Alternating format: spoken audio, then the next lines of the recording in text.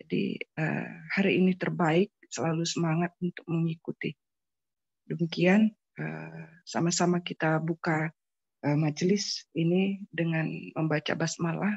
Semoga ada maknanya, memberi makna dan bermanfaat bagi kita semua. Assalamualaikum warahmatullahi wabarakatuh. Waalaikumsalam warahmatullahi wabarakatuh. Waalaikumsalam warahmatullahi wabarakatuh. Syukron kepada Ibunda kami, Bunda Yanita, selaku perwakilan dari Dewan Pembina LDK Al-Kausar, yang telah memberikan sambutannya sekaligus membuka acara kita pada malam hari ini. Untuk itu, ilwafillah, dengan berakhirnya sambutan tadi, maka izinkan Ana memohon undur diri. Ana juga mohon maaf sebesar-besarnya apabila ada salah kata dan perbuatan. Ana mohon ampun kepada Allah Subhanahu wa taala. Selanjutnya Ana persilahkan dengan segala hormat kepada Kak Cut Ade Musfira selaku moderator pada malam hari ini untuk memimpin acara seminar entrepreneur kita pada malam hari ini. Kepada Kak Cut, Ana persilahkan dengan segala hormat. Oke, sebelumnya saya minta izin keluar ya. Iya Bu, dipersilahkan Ibu.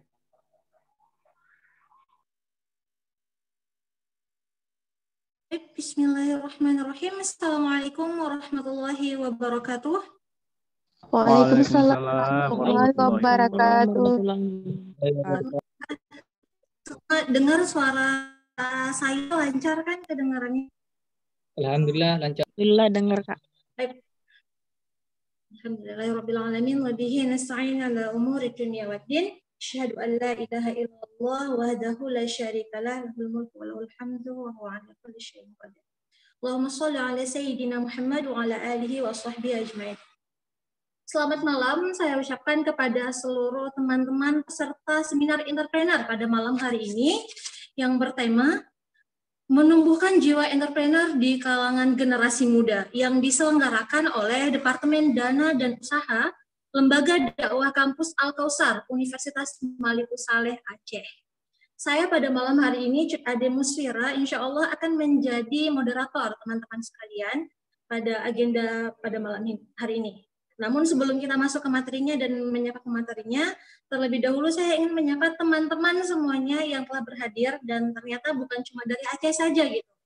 Asalnya namun dari berbagai tempat ya di seluruh pelosok Nusantara. Tadi ada yang saya lihat di grup, ada yang dari Papua, ada dari Lampung, dari Tangerang dan berbagai tempat lainnya. Salam persatuan dan kebangsaan. Baik, pada malam hari ini juga telah bergabung bersama kita kakak kita, Kak Shirley Anafita Rahmi, MSIPH, yang telah bergabung dari awal tadi, Kak. Selamat malam, Kak Shirley. Halo, Assalamualaikum teman-teman semua. Selamat malam. Waalaikumsalam warahmatullahi wabarakatuh. Wah, alhamdulillah, apa kabarnya, Kak? Alhamdulillah baik, sehat. Baik, pada malam hari ini insya Allah kita akan sama-sama sharing nih Kak bersama dengan teman-teman yang lain terkait dengan dunia entrepreneur gitu ya, yang insya Allah akan kita bahas lebih lanjut nantinya. Namun sebelum kita masuk ke materi pada malam hari ini, terlebih dahulu saya Icut akan memperkenalkan terlebih jauh gitu ya tentang Kak Shirley kepada teman-teman semuanya, karena nggak mungkin ada yang nggak tahu Kak Shirley gitu, pasti semua tahu, tapi mungkin ada yang belum kenal secara jauh gitu. Jadi pada malam hari ini saya terlebih dahulu akan membacakan CV dari Kak Shirley dulu. Mohon izin ya Kak. Jadi Kak Shirley Anafita adalah perempuan kelahiran Aceh ya Kak, pada 12 September 1992. Dan sekarang profesinya luar biasa banyak sebagai millennial influencer, motivator, digital creator, dosen, dan juga seorang entrepreneur gitu. Putri dari Anna Finas, jadi Kak Shirley adalah anak dari Anna Finas, Bapak Anna Finas dan Ibu Yanti Almida. Ini sudah punya luar biasa banyak prestasi gitu dan pencapaian yang setelah ditayangkan juga nih oleh panitia, mungkin teman-teman bisa lihat sama-sama ya. Di mana pendidikannya sendiri, Kak Shirley telah menyelesaikan Bachelor of Social Science di jurusan Hubungan Internasional Universitas Paramadina, Jakarta, Indonesia. Juga telah menyelesaikan Master of Social Impact Investment di Fakultas Hukum dan Bisnis Swinburne University, Melbourne, Australia di tahun 2016 hingga 2018. Pengalaman-pengalaman yang telah dilakukan oleh Kak Shirley bisa kita lihat bersama-sama, kawan-kawan. Beliau adalah penerima Australian Award Scholarship Indonesian Australian 2016-2018 dan delegasi terbaik Asia World Model United Nations South Korea 2018. Juga juara 1 NAILA National Australia Indonesia Language Awards 2017. Penerima International Homestay Program in Australia 2014, pertukaran mahasiswa ke Dubai, Uni Emirat Arab, juga pernah ikut pertukaran mahasiswa di Kecil, South America, dan juga pernah menjadi perwakilan Indonesia dalam International Youth Forum Filipina dan pemimpin delegasi Indonesia, wah luar biasa, dalam APR Jambore Laguna Filipina tahun 2010. Jadi ternyata sejak muda ini Kak Shirley sudah sangat berprestasi gitu. Nanti jangan lupa ya teman-teman kita tanyakan tipsnya biar bisa berprestasi seperti Kak Shirley sekarang. Nah selain itu penghargaan yang pernah diraih oleh Kak Shirley, beberapa di antaranya itu pernah menjadi juara 1 kompetisi menulis esai nasional yang diselenggarakan oleh Dewan Perwakilan Rakyat Republik Indonesia.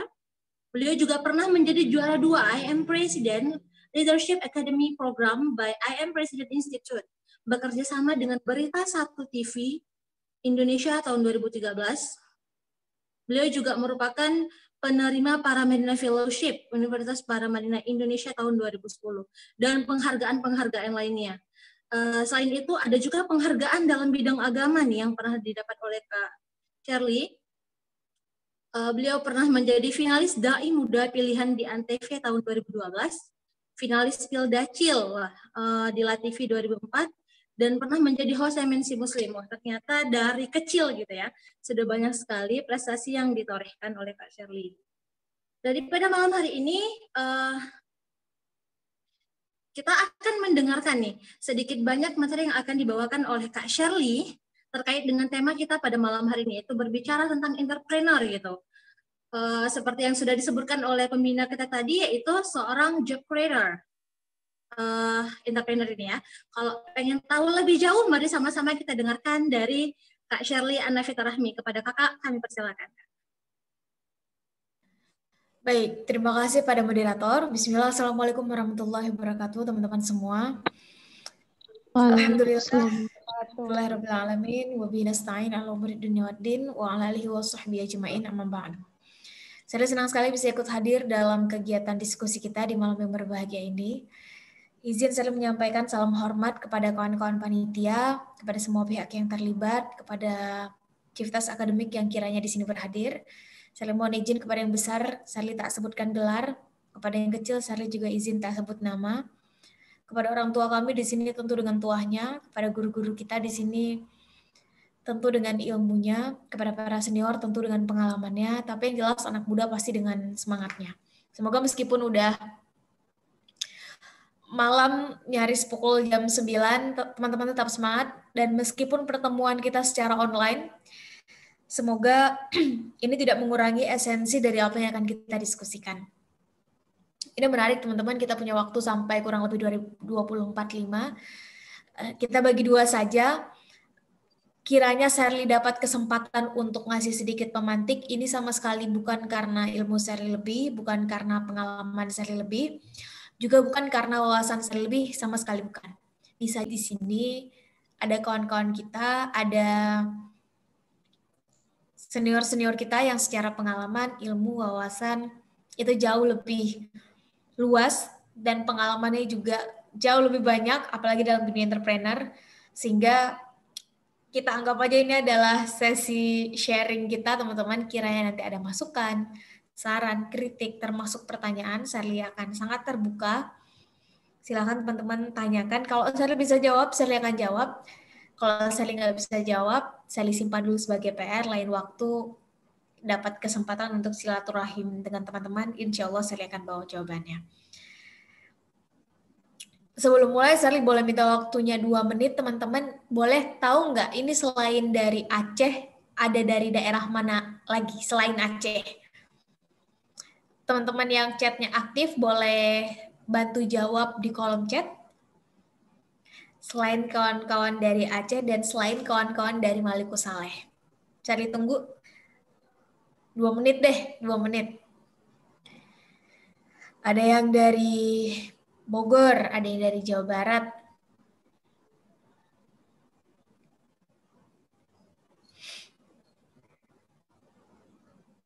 Oke, saya tunggu 30 detik lagi teman-teman.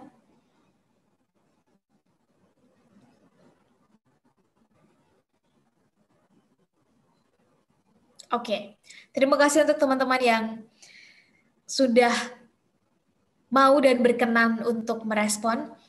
Ini menarik teman-teman karena dulu Sally langsung aja sharing tentang apa yang Sally pikirkan awal mula tentang entrepreneur.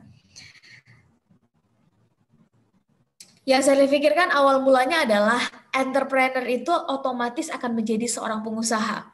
Dia yang akan berjualan, dia yang bakal punya produk, kurang lebih begitu. Sampai akhirnya ketika kuliah dan kala itu Sally dapat kesempatan untuk merantau, saat itu salah satu materi pertama yang Sally dapat adalah tentang entrepreneur. Dan dari situ ternyata entrepreneur it's all about mindset, teman-teman.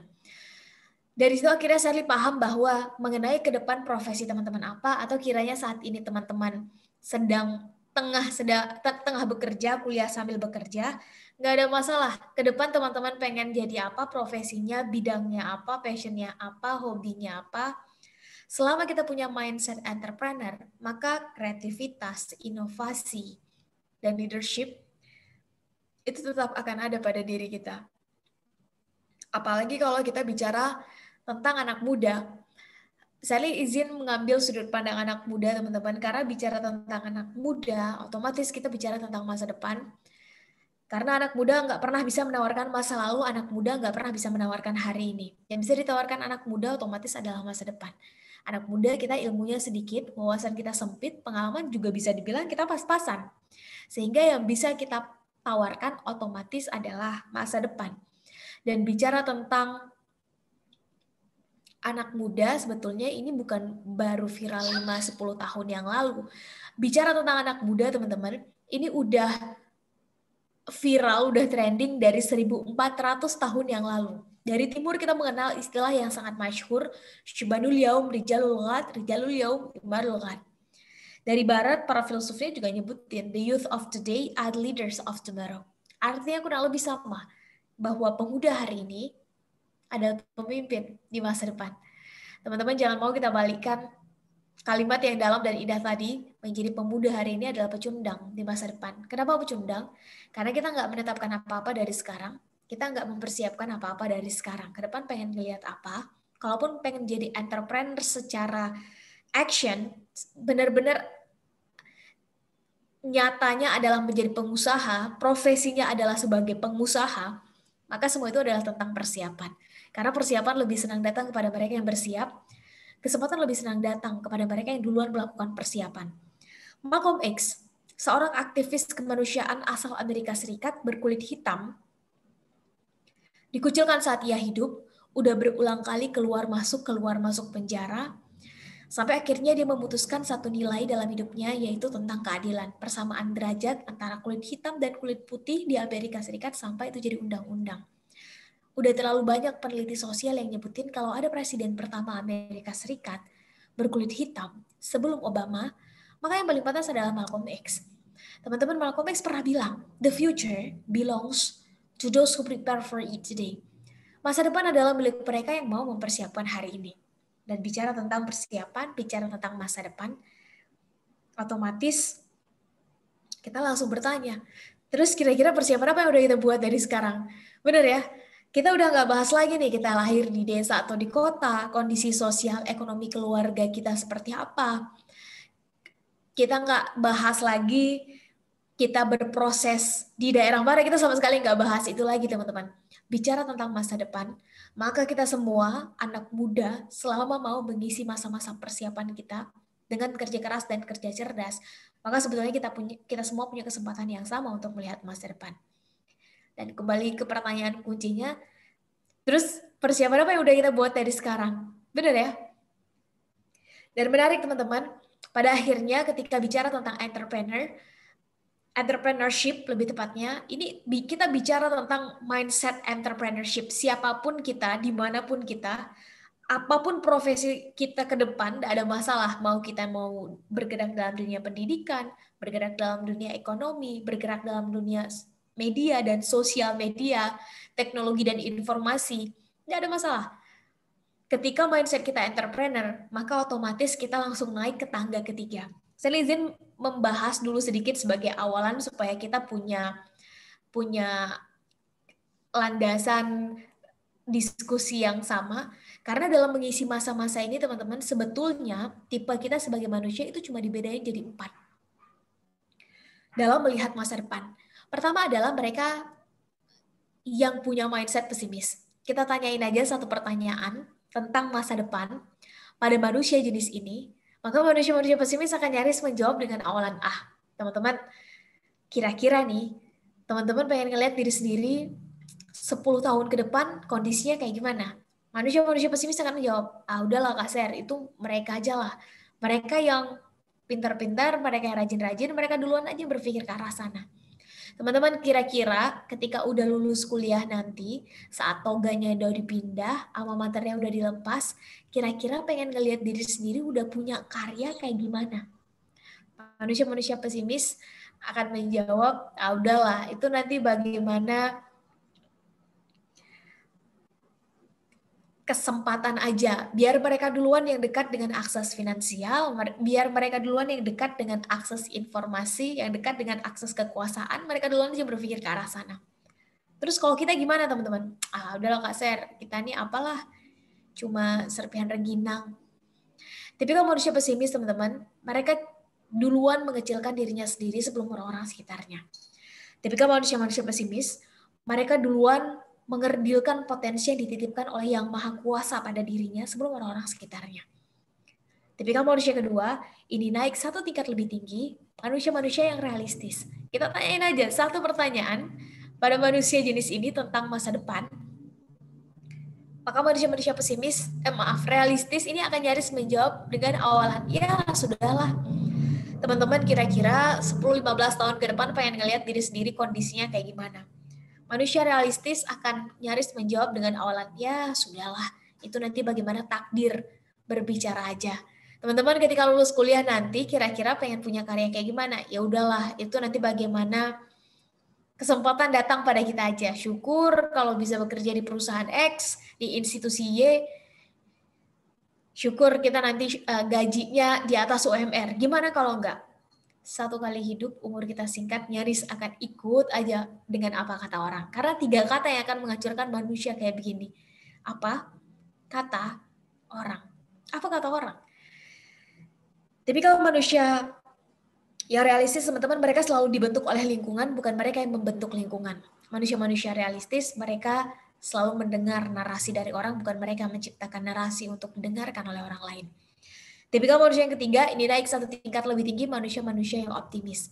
Kita tanyain aja satu pertanyaan pada manusia jenis ini tentang masa depan. Maka manusia-manusia optimis ini akan nyaris melihat dari sudut pandang yang positif. Selalu nemu kesempatan. Teman-teman, kira-kira 10 tahun ke depan pengen ngelihat diri sendiri kondisinya kayak gimana? Manusia-manusia yang optimis akan melihat dari sudut pandang yang positif. Sekarang bolehlah kita adalah mahasiswa, tapi 10-15 tahun ke depan, kita udah punya usaha kita sendiri. Masing-masing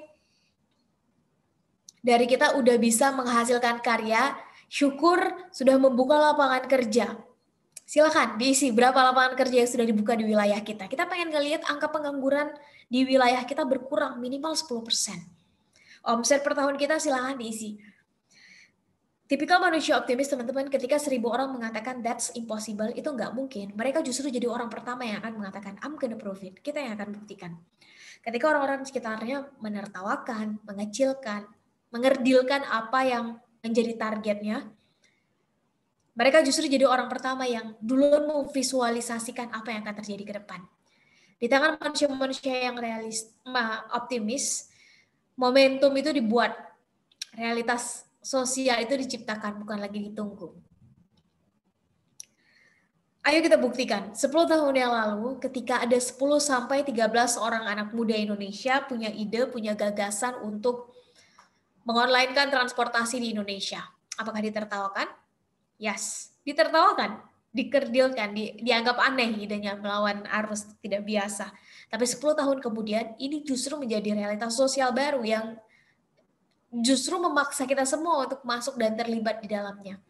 10 tahun yang lalu ketika ada 6-8 orang anak muda Indonesia punya ide, punya gagasan untuk mengonlinekan toko-toko se-Indonesia, justru idenya ditertawakan, dikerdilkan.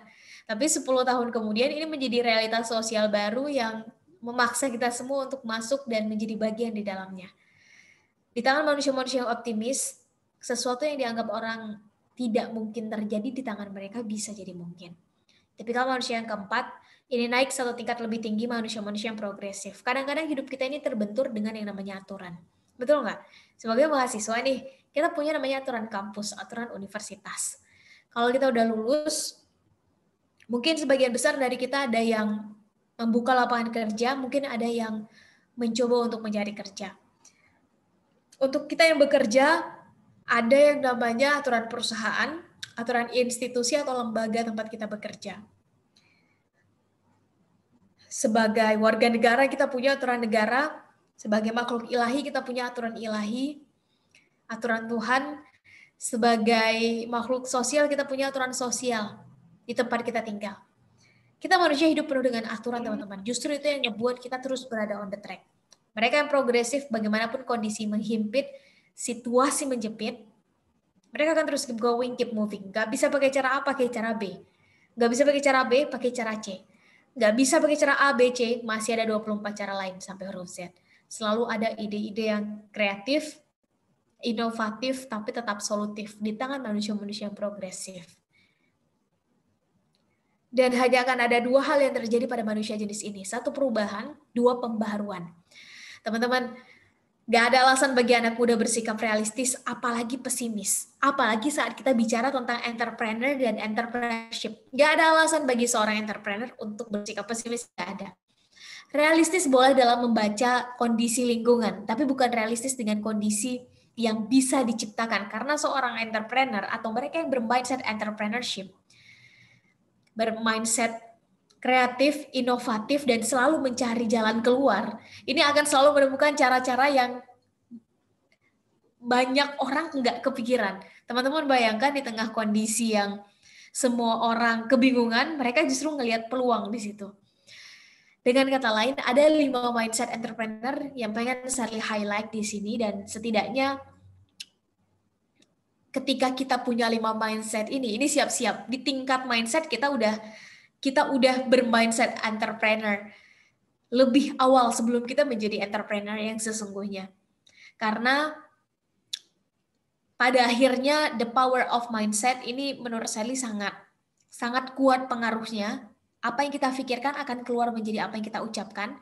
Apa yang kita ucapkan akan keluar menjadi action. Apa yang kita lakukan. Apa yang kita lakukan secara berulang-ulang otomatis akan jadi kebiasaan, jadi habit. Kebiasaan kita dari pagi sampai malam, sampai pagi lagi, ini akan jadi karakter. Perhatikan karakter kita, karena itu akan jadi takdir kita. Dengan kata lain, apa yang kita pikirkan, demikianlah takdir kita. Urusan kun fayakun itu urusan yang maha kuasa, teman-teman. Itu ranahnya sang maha irodah. Urusan kita manusia adalah berusaha berikhtiar semaksimal mungkin. Kalau ada yang bertanya di mana letaknya takdir, kita udah sama-sama tahu jawabannya. Letaknya takdir adalah di batas maksimalnya usaha, ikhtiar, dan doa kita. Usaha dulu ikhtiar dulu maksimal, doa dulu maksimal, baru kita bisa ngomong takdir. Kalau ada orang yang ujuk-ujuk udah ngomong, ya udahlah itu nanti takdirnya aja gimana, tanpa ada usaha maksimal, tanpa ada doa maksimal, ini udah ketahuan, ini manusia realistis, dia yang dibentuk oleh lingkungan, bukan dia yang membentuk lingkungan. Pertanyaannya adalah selama ini mindset kita diberi nutrisi dengan nutrisi yang kayak gimana, dengan makanan yang seperti apa. Bener ya? Mari sama-sama kita pastikan kita adalah anak muda yang punya 5 mindset ini, teman-teman. Pertama adalah seorang entrepreneur itu atau mereka yang punya mindset entrepreneurship otomatis akan berani mengambil resiko. Nggak ada kegiatan, nggak ada sebuah keputusan yang di belakangnya tuh nggak ada resiko, itu nggak ada, teman-teman. Kalau ada manusia yang hidupnya lempeng aja, ini dipertanyakan, jangan-jangan nggak pernah memperjuangkan sesuatu dalam hidupnya, jangan-jangan selalu berada di zona nyamannya. Sedangkan entrepreneur atau mindset entrepreneurship ini selalu keluar dari zona nyaman. Bob Sadino, salah seorang pengusaha sukses di Indonesia, bilang dalam penelitiannya, ada 5 hal yang paling ditakutkan oleh anak muda. Kita sama-sama cek ya. Ada 5 hal yang paling ditakutkan atau dikhawatirkan oleh anak muda. Pertama adalah kegagalan. Kedua adalah apa kata orang. Mau berbuat sedikit, aduh nanti apa kata orang. Mau update status, aduh nanti apa kata orang. Teman-teman mau meninggalkan bad habit, mau membuat satu habit baik tertentu, good habit, aduh nanti apa kata orang kalau saya berubah, dan seterusnya. Selalu memikirkan apa kata orang atas tindakan kita, atas pilihan sikap kita, atas mindset yang bahkan itu menjadi hak dan tanggung jawab kita. Yang ketiga, anak muda takut untuk keluar dari zona nyaman karena akan ada resiko-resiko yang kebanyakan belum kita lewati. Namanya anak muda, ilmu kita sedikit, wawasan sempit, pengalaman juga pas-pasan. Yang keempat, anak muda khawatir dengan penerimaan lingkungan. Yang kelima, anak muda nggak senang dikritik, lebih senang diapresiasi. Karena egonya masih sangat tinggi, naik turun, egonya jadi lebih senang untuk diapresiasi, dipuji. Padahal dengan kritik, ini justru kita bisa tahu di mana kesalahan kita dan bisa mengimprove apa yang masih salah dan apa yang masih kurang. Selama kritiknya membangun ya. Manusia terlalu banyak diapresiasi juga nggak sehat untuk mentalnya. Terlalu banyak dikritik tanpa diapresiasi juga nggak baik karena jadi nggak tahu apa yang benar dan harus dilanjutkan. Kritik dan apresiasi ini harus balance, harus seimbang teman-teman. Apalagi bagi anak muda. Dilalahnya adalah anak muda lebih senang diapresiasi daripada dikritik. Dari 5 hal yang paling dikhawatirkan oleh anak muda ini, kira-kira mana nih? Atau ada nggak yang nggak cocok dengan kita? Kalaupun nggak cocok semuanya, minimal setengahnya ada di kita, benar ya? Dan ternyata mindset entrepreneur itu justru nomor satunya adalah berani mengambil resiko. Mereka yang berani mengambil resiko atas setiap keputusan yang diambil, yakin dalam membuat keputusan, menerima dan mau menghadapi semua resikonya, siap-siap. Ini dari mindsetnya aja udah mindset entrepreneur. Apalagi bicara tentang kegagalan. Aduh Kak, takut gagal. Gak ada manusia yang gak gagal, teman-teman. Gagal itu sebuah kepastian, bangkit itu pilihan. Karena tahu bahwa di belakangnya ada resiko kegagalan, maka ketika gagal ini udah gak mengeluh lagi. Karena ini adalah hal yang harus dihadapi. Karena tahu bahwa ketika memulai usaha ada resiko untuk bangkrut, ketika terjadi rugi, bangkrut, ini nggak balik badan dan merasa trauma untuk membuka usaha. Justru makin tertantang. Mereka yang berani mengambil resiko, ini secara mindset, punya mindset entrepreneurship, punya mindset kewirausahaan. Yang kedua adalah seorang entrepreneur dan mereka yang punya mindset entrepreneurship, mereka mau mencari peluang baru dan selalu mau untuk mencari tahu. Pastikan kita punya kemampuan ini teman-teman, karena kecepatan informasi yang semakin bertambah di tahun ini, 2021, kita akan masuk pada industri 5.0, industri society. Kunci hidup di industri society ini cuma tentang 3 hal. 1 tentang konektivitas, 2 tentang kolaborasi, 3 tentang kecepatan, speed. Sekarang zaman bukan hanya bagi yang besar mengalahkan yang kecil, tapi yang cepat juga bisa mengalahkan yang lambat. Dan dengan kata lain, pastikan kita adalah manusia-manusia yang responsif dan adaptif dengan hal-hal positif yang belum kita ketahui, ayo kita cari tahu. Jangan terlalu cepat menutup diri teman-teman pada kesempatan, karena bisa jadi di balik kesempatan itu ada peluang yang sebetulnya jauh lebih besar. Kalau dari awal kita udah duluan menutup diri dari kesempatan dan tidak mau mempersiapkan diri, karena bicara tentang kesempatan, ini adalah momentum ditambah kesiapan. Kalau momentum itu adalah tentang 2 hal, dibuat dan diciptakan. Ada momentum yang diciptakan dan ditunggu, ada momentum yang harus ditunggu teman-teman. Karena melibatkan terlalu banyak variabel, alhasil dia harus ditunggu. Tapi bicara tentang kesiapan, ini hanya tentang dua hal. Ini keputusan dan kemauan. Kita udah berkeputusan, kita udah berkemauan atau belum untuk menginstal mindset entrepreneurship ini dalam mindset kita, di software kita. Yang ketiga adalah entrepreneur atau entrepreneurship. Seorang entrepreneur, kalau teman-teman targetnya menjadi entrepreneur, atau mereka yang punya mindset entrepreneurship, ini action oriented. Bukan teori minded, bukan. Yang mahal dari sebuah karya, teman-teman, itu bukan sekedar ide dan gagasannya. Kalau hanya ide dan gagasan, ini banyak yang bisa melakukannya.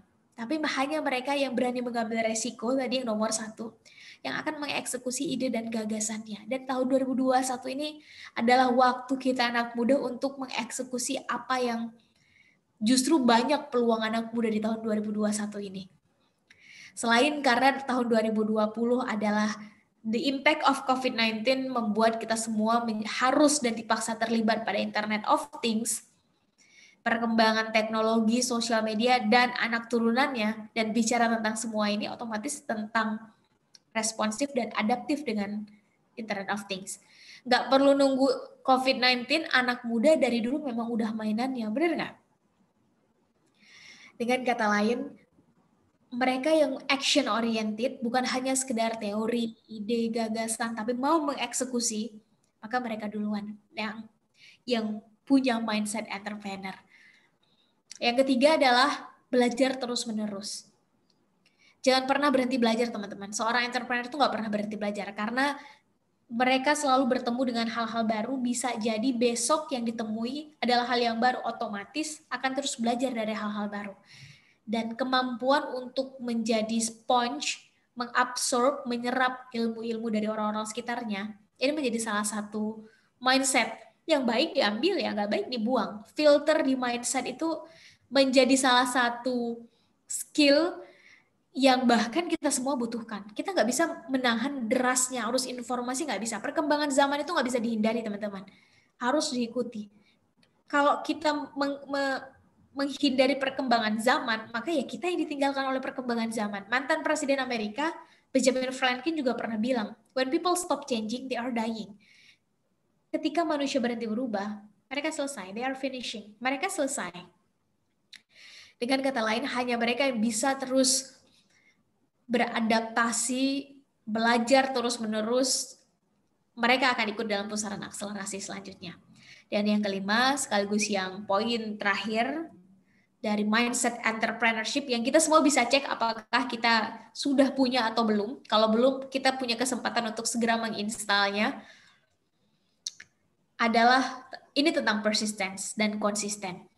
Di awal akan banyak orang yang optimis, itu bakal banyak, teman-teman. Saya ingin menjadi entrepreneur, tapi yang akan sampai ke garis finish, ini hanya mereka yang konsisten. Dari Harvard University, Psychological Center-nya juga bilang, kecerdasan paling tinggi pada manusia adalah kecerdasan daya tahan. Daya juangnya mempertahankan sesuatu yang dia putuskan dengan penuh kesadaran, selama standarnya 2, baik dan benar. Harus sampai benar. Karena baik belum tentu benar, benar udah pasti baik. Atau istilahnya adalah adversity quotient, kecerdasan daya tahan. Daya juangnya tinggi. Kalau bahasa Indonesia konsisten, dalam kita sama-sama tahu kalau di timur itu dibilangnya istiqomah. Memutuskan untuk berubah, memutuskan untuk berhijrah itu gampang, teman-teman. Yang sulit apanya? Konsistennya yang sulit. Benar ya? Istiqomahnya yang sulit. Kemampuan untuk bertahan, daya juang yang tinggi. Mau orang ngomong apa, mau kita dijauhin, mau lingkungan awalnya tidak menerima, tidak ada masalah. Bagi mereka yang punya mindset entrepreneur, mereka yang menciptakan lingkungan, bukan lingkungan yang menciptakan mereka. Mereka yang menciptakan realitas sosial, bukan realitas sosial yang harus terus-terusan mereka turuti. Mereka yang membuat narasi, bukan mereka yang mendengar narasi orang.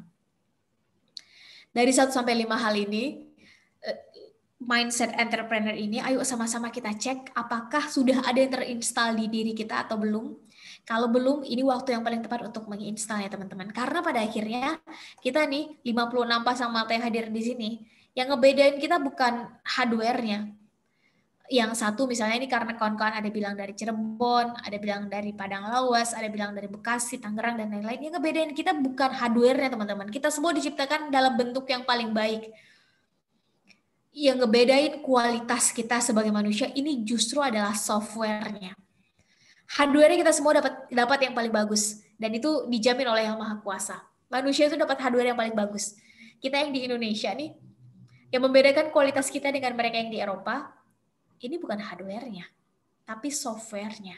Kenapa mereka bisa menghasilkan karya sedemikian rupa, yang impact-nya demikian, kenapa kita enggak? Segera cek, apa yang mereka lihat, tonton, baca, dengar, dan diskusikan. Apa yang tidak kita lihat, tidak kita tonton, tidak kita baca, dan tidak kita install. Sehingga enggak keluar dalam diskusi kita. Lingkungan apa yang ngebentuk mereka, dan kita enggak punya. Karena kita adalah dengan siapa kita bergaul. Bergaul dengan 5 orang entrepreneur, kita lah entrepreneur ke-6. Bergaul dengan 5 orang pencuri, ya kita lah pencuri ke-6. Bergaul dengan 5 orang penghafal Quran, ya kita lah hafiz-hafizah ke-6.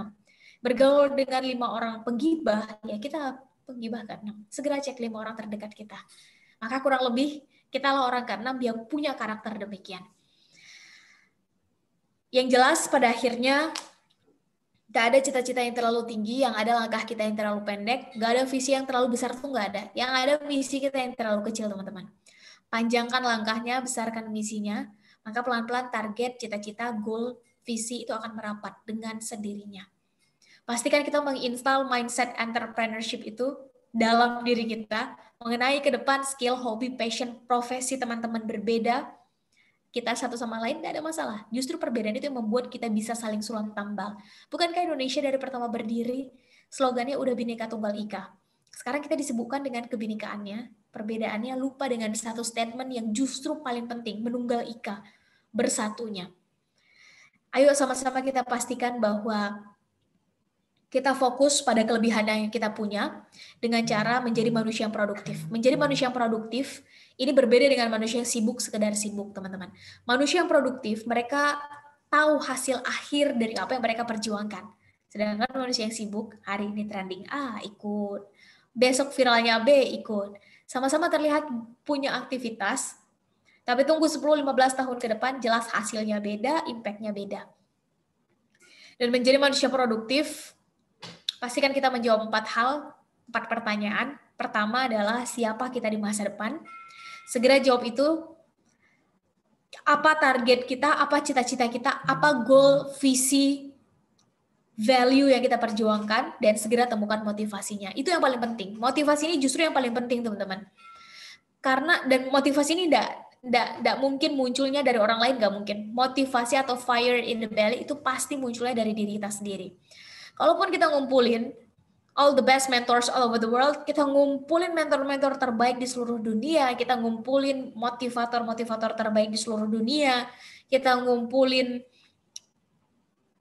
buku-buku self-development dan tentang entrepreneur terbaik sedunia, kita baca, tapi motivasinya nggak muncul dari diri sendiri, ya udah ini kayak masuk kuping kanan, keluar kuping kiri. Karena motivasinya nggak muncul dari diri kita sendiri. Pastikan kita punya fire in the belly, kita punya motivasi besar yang muncul dari diri sendiri. Dan alasan seseorang punya motivasi besar ini cuma 3. 1, rasa sakit yang dia miliki.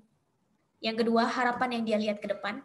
Dan yang ketiga, saat rasa yakinnya udah lebih tinggi dari rasa takutnya. Segera temukan minimal 1 dari 3 hal tadi dalam diri teman-teman dan mulai produktivitas teman-teman. Yang kedua, apa kelebihan, apa kekurangan kita? Segera kenali diri sendiri, teman-teman. Kita pada akhirnya terlalu banyak membandingkan diri dengan orang lain. Ini nggak akan membuat kita kemana-mana. Kita sama-sama mau ke Eropa nih. Yang satu berangkat dari Indonesia, yang satu berangkat dari Jepang. Pertanyaannya, rutenya sama nggak? Pasti beda.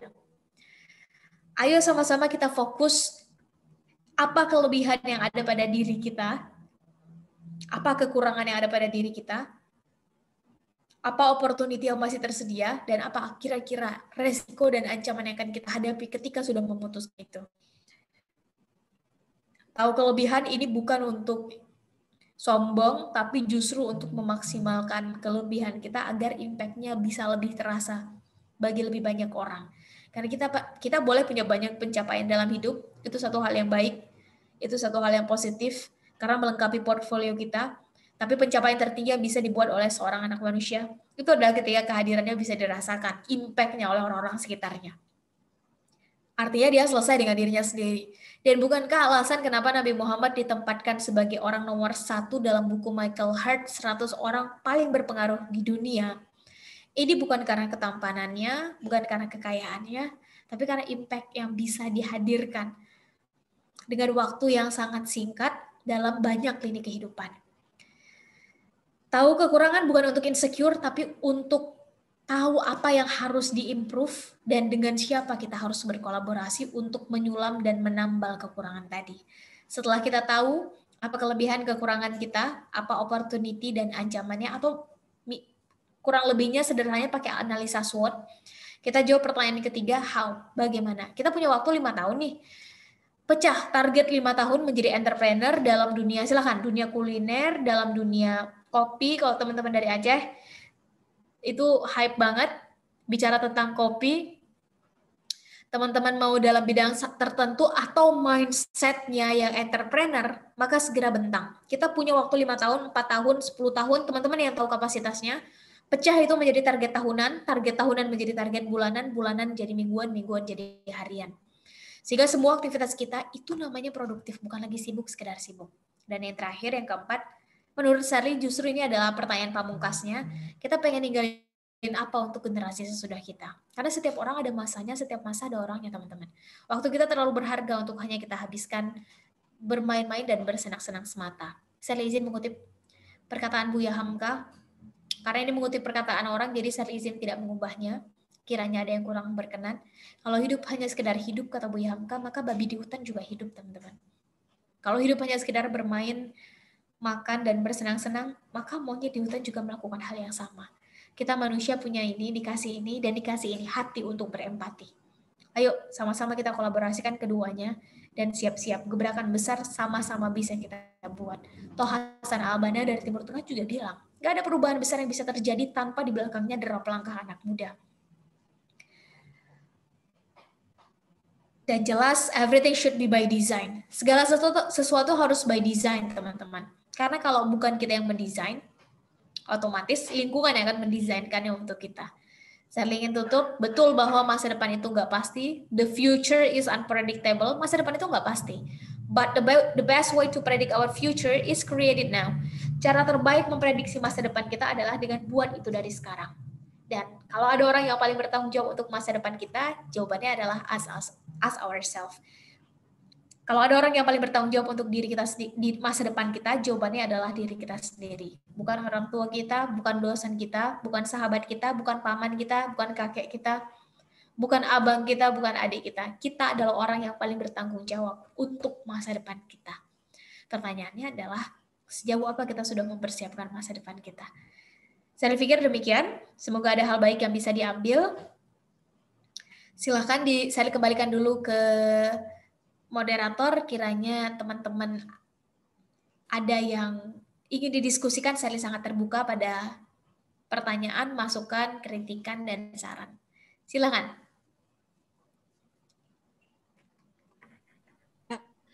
Terima kasih banyak Kak Shirley. Wah, ini merinding ya langsung ya Kak. Seakan-akan semangatnya membara banget bagi saya. Dan saya yakin juga mungkin teman-teman yang lain juga sedang berpikir sekarang, aku akan jadi apa, 15 tahun ke depan saya akan jadi apa, seperti apa yang ingin saya lakukan. Dan mungkin itu yang sedang ada dalam benak-benak kita semua.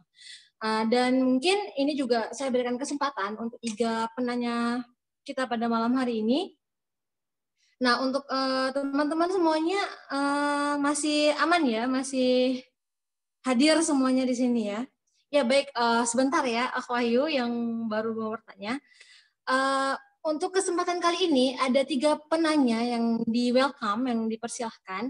Tapi syaratnya teman-teman semuanya boleh chat ke bagian chatnya, semua ketik saya bisa. Nah, siapa yang pertama mengetik itu yang akan mendapatkan kesempatan ya. Dipersilahkan kepada seluruh peserta. Diketik saya bisa. 3 orang pertama yang akan mendapatkan kesempatan untuk bertanya. Oke, sudah ada Rifki, Wahyu Rafif. Oke, untuk sudah ada 3 orang ini ya. Mohon maaf sekali untuk Faisal karena tidak mengerti kata kuncinya, kita save dulu ya pertanyaannya. Baik Kak Shirley, di sini ada 3 penanya kita yang sudah mengetikkan clue-nya, ada dari Rifki Sajalah, terus dari Wahyu Rafif, dan juga Elma. Oke, baik. Untuk 3 penanya ini, kita persilakan yang pertama kepada Rifki. Persilakan, Rifki.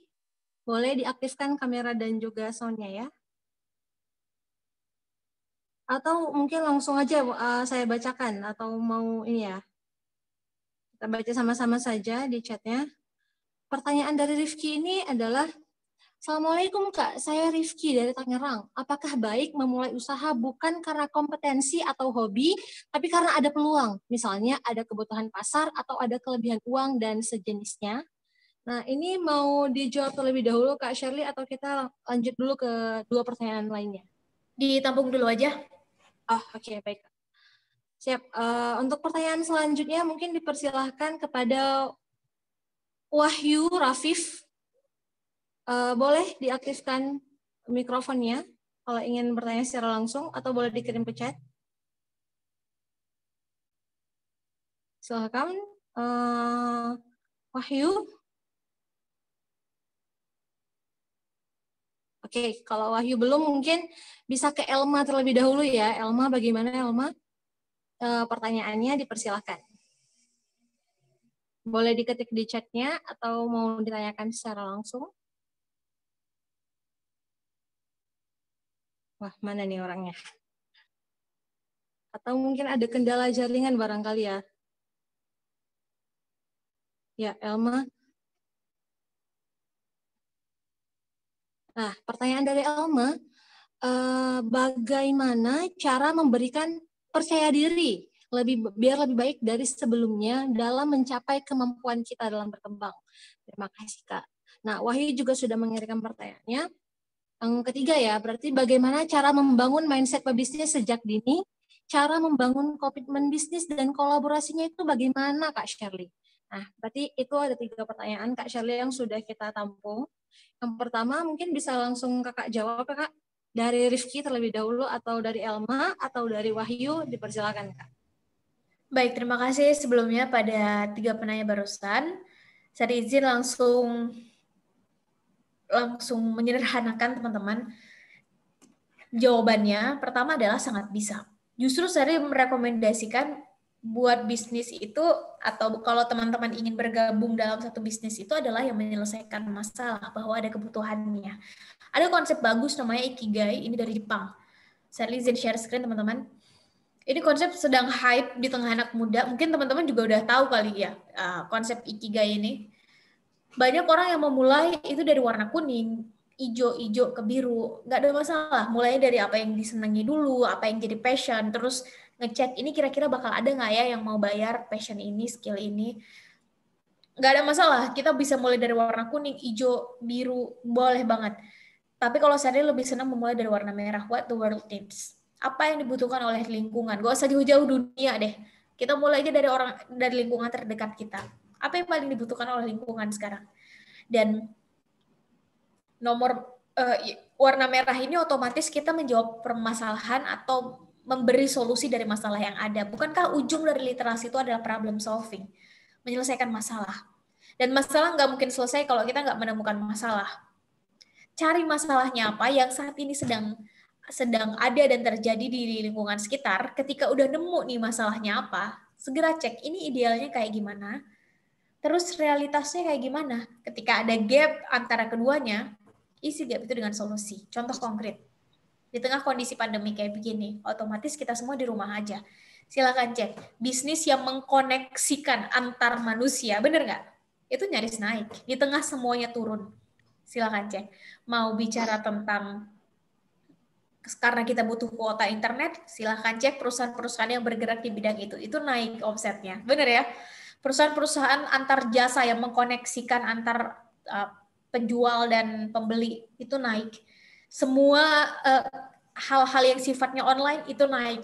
Termasuk teman-teman content creator yang mainannya online, ini semuanya naik, teman-teman. Artinya adalah ketika kita tahu masalahnya apa, segera cek ini idealnya gimana, realitasnya gimana. Apalagi teman-teman yang senang dalam dunia sosial. Segera cek satu masalah, ini seharusnya kayak gimana, tapi realitasnya kayak gimana. Teman-teman yang senang pendidikan, pendidikan itu adalah hak semua orang, tapi ternyata nggak semua orang dapat pendidikan. Alhasil apa yang harus dilakukan? Oh, pendidikan secara online aja. Misalnya kita hadirkan, silahkan cek siapa yang mengeksekusi itu, otomatis itu akan banyak diterima. Tinggal bagaimana kita mengeksekusi dengan baik. Jadi, Sherly mungkin tidak menjawab secara rinci apa aja bisnisnya. Silahkan teman-teman cek di wilayah teman-teman, itu lagi ada masalah apa. Idealnya kayak gimana, realitas sosialnya kayak gimana, ketika ada gap hadir dengan solusi. Mungkin bukan dari kita, mungkin kolaborasi kita dengan kawan-kawan kita, nggak ada masalah. Kemampuan kita X, kawan kita Y, ayo saling sulam tambah. Kemampuan kita Z, kawan kita A, ayo kita saling kerjasama. Karena ke depan ini udah bukan zamannya lagi kompetisi, ini zamannya kolaborasi teman-teman. Dan ayo sama-sama kita ganti kata saya menjadi kata kita. Dengan ganti kata saya menjadi kata kita, otomatis ini bukan lagi tentang seberapa besar perubahannya, tapi seberapa mau kita menjadi bagian dari perubahan. Dan bicara tentang percaya diri dari kawan kita, Elma, saya pikir pertanyaan kayak begini, Sherly izin sampaikan ini sering masuk ke DM Sherly, sering masuk ke email, dan Sherly izin menyampaikan bahwa pertanyaan bagaimana agar kita lebih percaya diri, ini nggak bisa dijawab secara general, nggak bisa. Justru pertanyaannya adalah apa dan kenapa kita jadi nggak percaya diri. Seseorang yang tidak percaya diri karena punya pengalaman masa lalu, otomatis solusinya akan berbeda dengan mereka yang tidak percaya diri karena nggak punya supporting system. Mereka yang nggak punya supporting system, otomatis akan berbeda dengan mereka yang nggak percaya diri pada satu hal karena memang nggak punya ilmunya. Otomatis solusinya adalah pelajari ilmu itu, dalami ilmu itu. Kalau itu adalah tentang skill, maka skills is all about practice. Skill itu tentang praktek aja teman-teman. Semakin sering kita praktek, semakin baik. Practice makes us perfect. Itu kunci di skill. Nggak ada skill yang nggak bisa dipelajari, apalagi skill teknis. Teman-teman pengen misalnya ahli dalam bidang apa? Ahli dalam bidang mengedit, then go get it. Ada teori namanya 10.000 jam. Kerjakan, lakukan satu kegiatan 10.000 jam, maka teman-teman akan jadi ahli dalam bidangnya. Menurut teori itu, teman-teman pengen berani dalam hal bicara di depan umum. Practice makes us perfect. Habiskan 10.000 jam teman-teman, dan teman-teman akan ahli dalam bidangnya. Mungkin nggak harus tepat precise 10.000, tapi yang jelas semakin kita mengulang, esensinya adalah semakin kita mengulang, semakin kita tahu ini salahnya di mana, apa yang harus kita perbaiki, kira-kira untuk mengimprove ini apalagi yang harus kita lakukan. Dan bukankah dari situ kita akan semakin luas pertemanannya, semakin tahu apa yang jadi kurangnya kita, dan dari situ kita akan semakin percaya dengan kemampuan kita. Itu untuk Elma. Jadi segera cari tahu apa yang membuat kita nggak percaya diri. Menyelesaikan masalah nggak bisa dari hilir, harus dari hulu. Kalau masalah diselesaikan dari hilir, terus ujuk-ujuk kita langsung bertanya bagaimana caranya, ini menyelesaikan masalah dari hilir. Mungkin 1-2 hari kita selesai, tapi tunggu hari-hari selanjutnya. Ini masalah cuma dipospon. Bagaimana caranya menjadi entrepreneur? Pertanyaannya, kenapa pengen jadi entrepreneur? Ini saya izin langsung menjawab pertanyaan kawan kita yang terakhir. Kenapa pengen jadi pembisnis? Seseorang yang pengen jadi pembisnis karena memang tujuannya ini, dengan mereka yang pengen jadi pembisnis karena sebetulnya tujuannya supaya makin banyak. Silakan, makin banyak sedekah supaya bisa membangun rumah-rumah yatim misalnya, supaya impact-nya lebih besar, otomatis akan jauh lebih jelas tujuan, dan ini akan membuat nafas perjuangannya akan jauh lebih panjang. Ketika ada omongan orang, ketika ada cibiran orang, ini justru jadi bahan bakar yang justru membuat api semangatnya jadi lebih besar. Dan kalau ditanya bagaimana cara, saya kembali masalah teknis itu teman-teman klik sekarang di Google, saya izin sampaikan itu akan banyak caranya yang disampaikan. Justru pertanyaannya adalah kenapa itu menjadi penting bagi teman-teman untuk menjadi entrepreneur? Untuk membangun mindset, bukan hanya mindset pembisnis, mindset apapun. Teman-teman pengen menjadi content creator, teman-teman pengen berbisnis dalam media, teman-teman silahkan. Maka cara membangun mindset ini adalah ubah inputnya. Apa yang teman-teman baca, lihat, dan dengar, mau nggak mau itu akan masuk dalam istilahnya unconscious mind, dalam alam bawah sadar kita. Karena tadi kita sempat membahas membangun mindset itu adalah ya kasih input yang mengarah. Yang kita baca adalah buku-buku tentang sukses sebelum 30 tahun. Yang kita lihat baca buku bibliografinya adalah mereka yang masuk 30 under 30. Yang kita bahas adalah tentang saham. Otomatis mindset kita akan berpikir ke arah sana. Beda dengan mereka yang menginstal untuk menjadi seorang akademisi. Otomatis bahan bacaannya beda lagi. Jurnal yang dibahas adalah yang mengarah ke sana. Mereka yang punya target dalam bidang sosial media, misalnya pengen jadi YouTuber nomor 1 se-Indonesia misalnya, dalam bidang pendidikan, otomatis yang akan dilihat, baca, tonton, dengar juga akan berbeda. Komunitas dia tempat bergaul juga akan beda. Dengan kata lain, pertama selain mengubah apa yang dilihat, tonton, baca, dengar, inputnya segera diubah, yang di-follow, yang di-subscribe segera diubah dengan penuh kesadaran. Yang kedua adalah segera cari kontrol sosial, orang-orang yang akan mengingatkan kita saat kita udah mulai keluar dari track. Yang ketiga, cari komunitasnya. Yang keempat, cari mentornya. Minimal 4 hal ini yang saya lakukan ke diri saya sendiri ketika ingin membangun satu mindset tertentu dan komit, konsisten dengan apa yang sudah dimulai. Saya pikir demikian. Semoga menjawab 3 pertanyaan tadi, dan semoga ada hal baik yang bisa teman-teman ambil. Yang baik diambil teman-teman, yang nggak baik ditinggalkan saja bersama Sherly. Semoga COVID-19 ini selesai, kita bisa silaturahim secara langsung. Salam sekali lagi untuk semua teman-teman panitia di balik layar, meskipun saya nggak bisa lihat semuanya, tapi salam untuk semua teman-teman panitia yang sudah mempersiapkan acara ini dengan sebaik-baiknya. Sherly izin harus pamit undur diri karena ada kegiatan selanjutnya. Tapi yang jelas, saya diserahkan dulu ke moderator. Silakan, moderator. Terima kasih banyak Kak Sherly.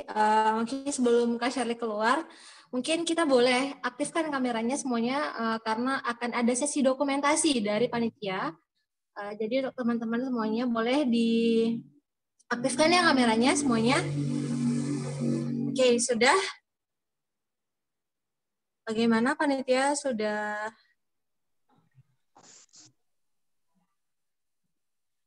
Sudah ya, insya Allah ya. Oke, baik. Terima kasih banyak Kak Sherly untuk waktunya malam ini. Semoga terus menginspirasi dan ada kesempatan untuk berjumpa di lain hari. Dipersilakan Kak, kalau memang ada agenda lain. Saya sebagai moderator juga mohon maaf apabila ada kekurangan. Baik, terima kasih sekali lagi teman-teman. Saya pamit undur diri. Allahumma fiq ila aqwamit thoriq. Wassalamualaikum warahmatullahi wabarakatuh. Waalaikumsalam warahmatullahi wabarakatuh. Teman peserta mungkin boleh jangan keluar dulu ya dari room kita, karena akan kita tutup kembali dulu dengan doa. Dan untuk 3 penanya tadi, boleh dipersilakan untuk menghubungi panitia, karena ada door prize yang disediakan. Baik, setelah ini, insya Allah kita akan tutup sesi kita pada malam hari ini dengan doa yang akan dibawakan oleh Akhina Robi Kurniawan yang tadi telah membuka dengan lantunan suci Al-Quran. Namun sebelumnya saya selaku moderator mohon undur diri dan mohon maaf apabila ada banyak kekurangan dalam sesi kita pada kali ini. Semoga kedepannya bisa menjadi lebih baik dan semoga bumi kita lekas pulih sehingga kita bisa bertemu muka kembali dan tidak hanya bersua secara virtual berbasis teknologi. Saya moderator pamit undur diri. Kita akhiri ini semuanya dengan doa dari Akhina Robi Kurniawan. Kepada Akhina Robi dipersilahkan. Assalamualaikum warahmatullahi wabarakatuh. Waalaikumsalam warahmatullahi wabarakatuh.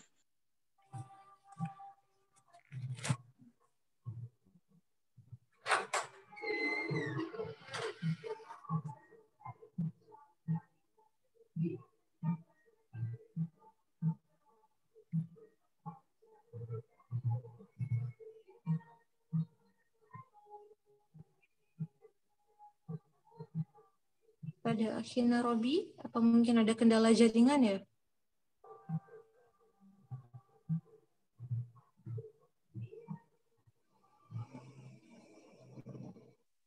Sepertinya ada kendala jaringan. Mungkin boleh diwakilkan oleh Ketua LDK kita kepada Akhina Wahyu Kurniawan untuk membacakan doa penutup.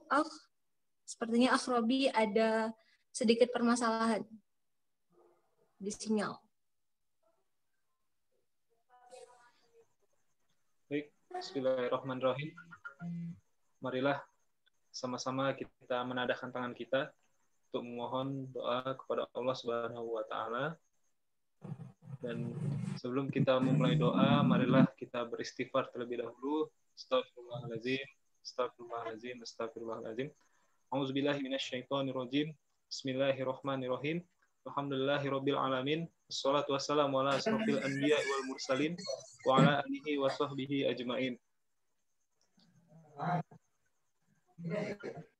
Allahumma anta rabbi la ilaha illa anta khalaqtani wa ana abduka wa ana ala ahdika wa adika mastata'tu a'udzubika min syarri ma sana'tu abu laka bi ni'matika alayya wa abu bi dzambi faghfir lana la yaghfiru dzunuba illa anta.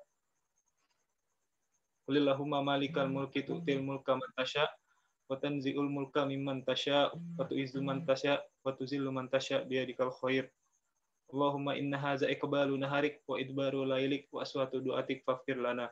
Allahumma innaka ta'lamu anna hazihil qulub qad ijtama'at ala mahabbatik wal taqat ala ta'atik wa tawahadat ala da'watik wa ta'arat ala nusrati syariatik wa sikillahumma rabitataha wa adimuddaha wahdiha subulaha wamla'ha binurikal ladzi la yakhbu washrah suduraha bifaidil imani bik wa jamilit tawakkuli alaik wa ahya bi ma'rifatik wa mitsa ala syahadatik fi sabilik innaka ni'mal maula wa ni'mal nasir. Allahumma amin. Shallallahumma ala sayyidina Muhammadin wa ala alihi wa sahbihi wasallim. Walhamdulillahi rabbil alamin. Assalamualaikum warahmatullahi wabarakatuh. Waalaikumsalam warahmatullahi wabarakatuh. Ya. Jazakumullah khairan katsiran.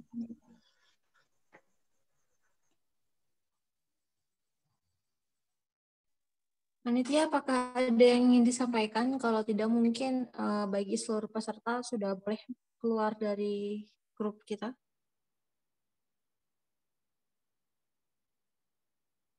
Tidak ya, Anda rasa? Baik, kepada seluruh peserta, terima kasih banyak atas waktunya pada malam hari ini. Semoga apa yang didapatkan bermanfaat. Dipersilakan untuk meninggalkan room. Assalamualaikum warahmatullahi wabarakatuh.